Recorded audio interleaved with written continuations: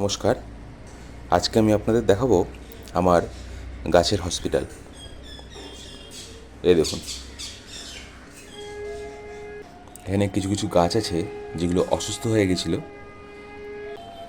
সেগুলোকে হাসপাতালে পাঠানো হয়েছিল। এই গাছটি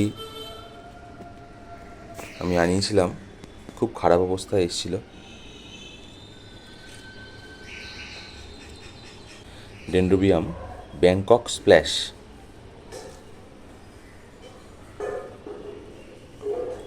কোনো পাতা ছিল না, পাতাগুলো নষ্ট হয়ে গেছিলো, পচে গেছিলো। কিন্তু এটাকে আমি সমস্ত শিকড় কেটে বসিয়ে দিয়েছিলাম। দেখুন, নতুন কেন বেরিয়েছে, আস্তে আস্তে ও রিকভারি করছে।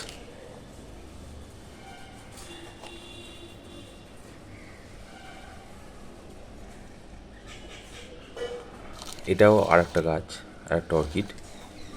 এটার গোড়াটা পচে গেছিলো বলে আমি কেনটাকে কেটে বসিয়ে দিয়েছিলাম। তো দেখুন, শিকড় না এসে এতে কিন্তু ফুল চলে এসছে। কিন্তু কুড়িটা কিন্তু রাখা যাবে না। এটা রাখলে কিন্তু ও শিকড়ের দিকে মনোযোগ দেবে না এবং এইটুকু কেনের মধ্যে যা এনার্জি আছে সবটাই ও ফুলের পিছনে খরচ করে দেবে। ফলে পরবর্তীকালে আমি কিন্তু আর নতুন গাছ পাবো না।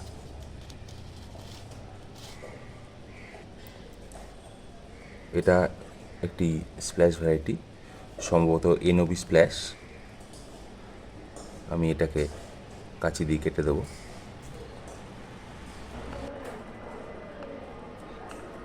যখনই এটা আমি কাটবো, আমার হাত এবং কাঁচিটা কিন্তু এই যে কোনো স্যানিটাইজার বা রাবিং অ্যালকোহল দিয়ে একটু পরিষ্কার করে নিতে হবে।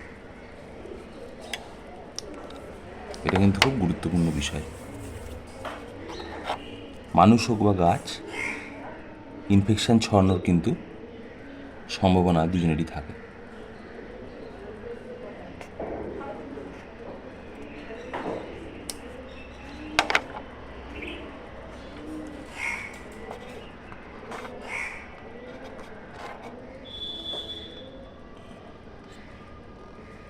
দেখুন দেখুন, পরবর্তী আপডেট দেব নিশ্চয়ই। এই কোনো গাছ থেকে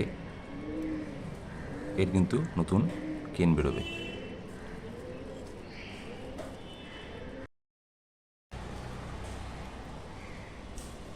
একটা জেট প্ল্যান্টও ছিল,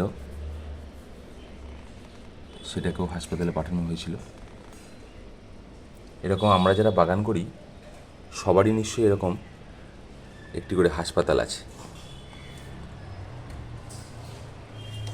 সে অর্কিড হোক বা অন্য গাছ, তাদের কিন্তু মাঝে মধ্যে হসপিটালে পাঠাতে হয়।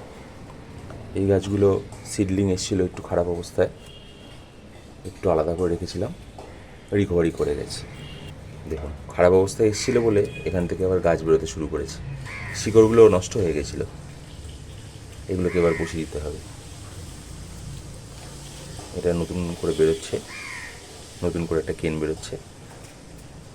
এটি আমার হাসপাতালের একটি ছোট অংশ। এছাড়াও ঘরের বিভিন্ন জায়গায় এরকম ছোট ছোট হাসপাতাল আছেই, যেখানে গাছগুলোকে একটু মাঝে মাঝে কোয়ারেন্টাইনে রাখতে হয়, একটু স্পেশাল কেয়ারে রাখতে হয়। আমার ছোট্ট হাসপাতালে ভিজিট করার জন্য ধন্যবাদ।